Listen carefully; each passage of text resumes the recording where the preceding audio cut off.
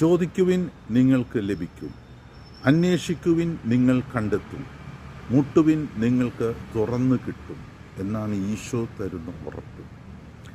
നമ്മൾ മക്കളെ എങ്ങനെയാണോ സ്നേഹിക്കുന്നത്, നമ്മളുടെ മനോഭാവം എന്താണ്, അതിനേക്കാൾ അധികമായിട്ടുള്ള ഒരു സ്നേഹമാണ് പിതാവായ ദൈവത്തിൽ നിന്നും നമുക്ക് ലഭിക്കുന്നത് എന്ന് ഈശോ പറയുന്നു.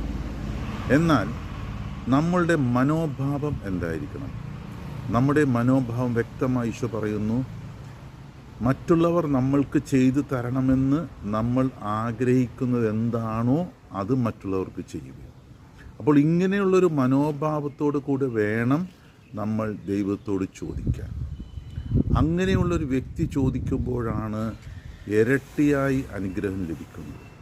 നമ്മുടെ ഭാഗത്തു നിന്നും നമ്മൾ ചെയ്യേണ്ട കാര്യങ്ങൾ എപ്പോഴും നമ്മുടെ മനസ്സിലുണ്ടാകണം. നമ്മൾ ചോദിക്കുന്നവർ മാത്രമല്ല, നമ്മൾ കൊടുക്കുന്നവർ കൂടിയായിരിക്കണം. എല്ലാവരും ദൈവം അനുഗ്രഹിക്കട്ടെ. ഹല്ലേലൂയ.